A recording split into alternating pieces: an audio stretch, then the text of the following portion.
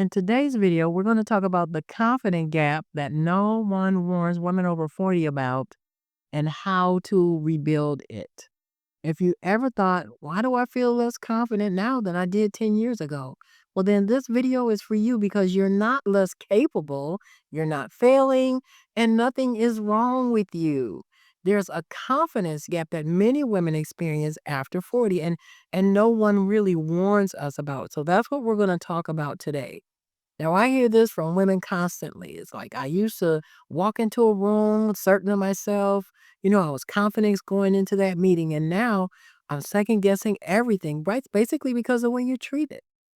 Career transitions, rejection, changing workplace, and really life responsibilities really chip away at our confidence. It's depending on outcomes. If you're not getting the same outcome as you used to get before.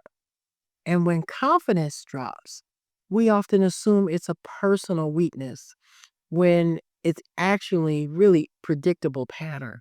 And let's look at what I'm referring to when I say that. There was a time I noticed when my own confidence was shrinking and it wasn't overnight. It was just something all of a sudden you look around and you go, I'm not sure of myself, or should I say this at the meeting?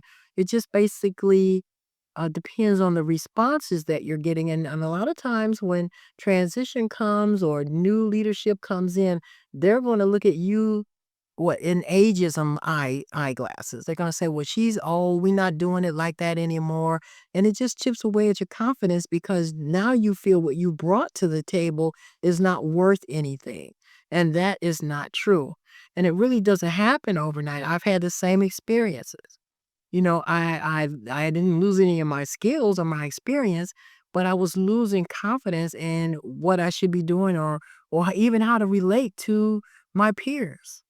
But really what surprised me the most was realizing that confidence doesn't disappear because you're unqualified. It doesn't disappear because you're unqualified.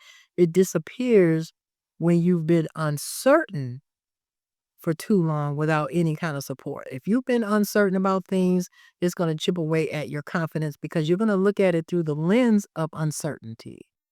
And that's going to hinder your thoughts, your process. It's going to hinder, to me, it hindered my ability to uh, be sure of myself when I was speaking before people, not necessarily during a teaching session, but in those boardrooms or when you're having meetings with people or when you're talking to your team or you're leading your team, those kind of things, once things really shifted out of my control or what I was doing before, it kind of chips away at your confidence. Well, maybe I'm not good enough.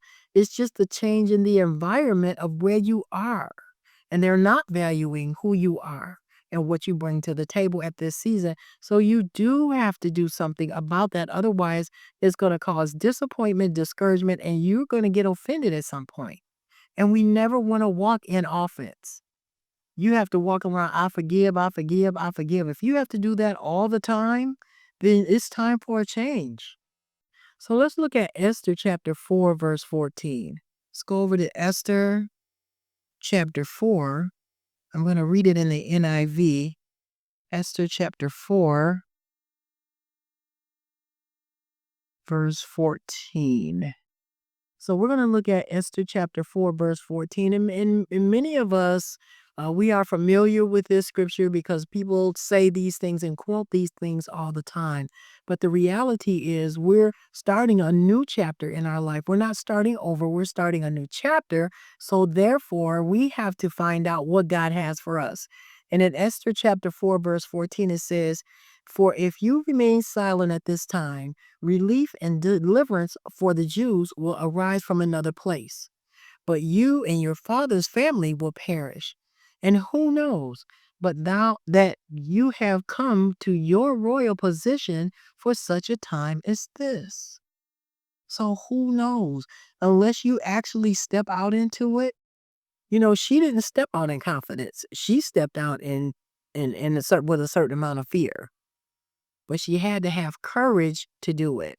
And that's what you might be lacking. That's what I was lacking. The courage to do, what if this? What if they said this? What if they treat me this way? What if they do? What if, what if, what if? And we never go forward because of all of the what ifs. And those what ifs are the things that pull us back or pull us down or eat away at our confidence. We understand that we're going into a new season. We understand, we're thinking about our families, our finances, everything that we've been doing, and how is that going to look in a new place? Am I actually going to thrive? It's rebuilt. Confidence is rebuilt when we obey God. Because once you step into that new thing, it's going to just be like a whole breath of fresh air. You are going to be so excited about what you do, and that's what you should be.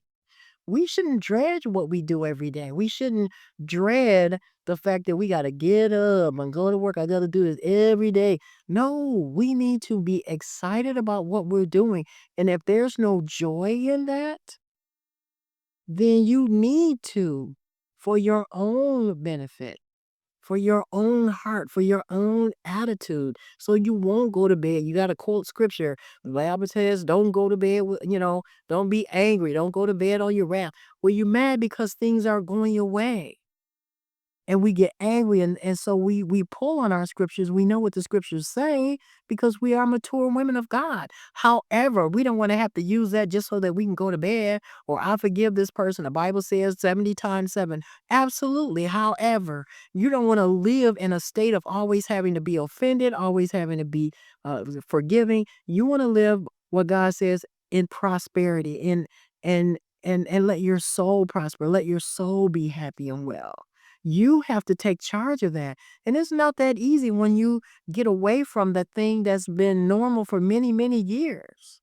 You've been doing something for many years. This road, you can go to work this way, you can go this way, you know what stores to shop, all of these things automatically. You have trained your brain. Now, when you get ready to shift out of that from a new into a new brain training session, it's going to be challenging. It's going to be challenging, but it's going to be a good challenge. And as you continue to show up, God is going to reward you for your faithfulness and for your courage. So I just want to remind you that confidence is not permanent. It's contextual. It depends. It depends. It is not permanent. Uncertainty, it just erodes at your confidence faster than any kind of failure will do. It'll just take it away. And courage precedes clarity. You have to have courage when God speaks to you about that change. So let's talk about how confidence is rebuilt. The first thing you want to do is stop measuring yourself by old seasons. Don't we do that? We want to bring, oh, remember this, remember that. Sometimes we live in that old season and we never move forward. We want to translate experiences. Translate your experience instead of minimizing it. Take it with you. Take everything you learned.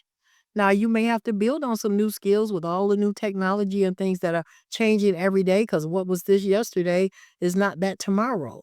However, those are ongoing things that you can work on, but you're still taking your abilities, your skills, and you're translating them into your next season. And you want to anchor your identity in truth. What does God say? Who does God say that you are? Not the outcome. And that's when the enemy tries to come in, and bring anxiety and fear. And we have to keep in mind in 2 Timothy 1:7, it says, "For God has not given us a spirit of fear, but a power of love and of a sound mind." Sometimes we feel like we're losing our mind in these seasons. So here's what I want you to remember this week. Confidence grows when you start asking, am I enough? And start asking, what is being asked of me now? If you want help rebuilding clarity and confidence in the faith-centered way, I created a free guide called Faith-Driven Career Clarity for Women Over 40. And it's in the link below. And it will walk you through the process step by step. And next week, we're going to talk about the question that many women quietly ask, did I miss my calling? So I will see you in the next video, and you have a great one.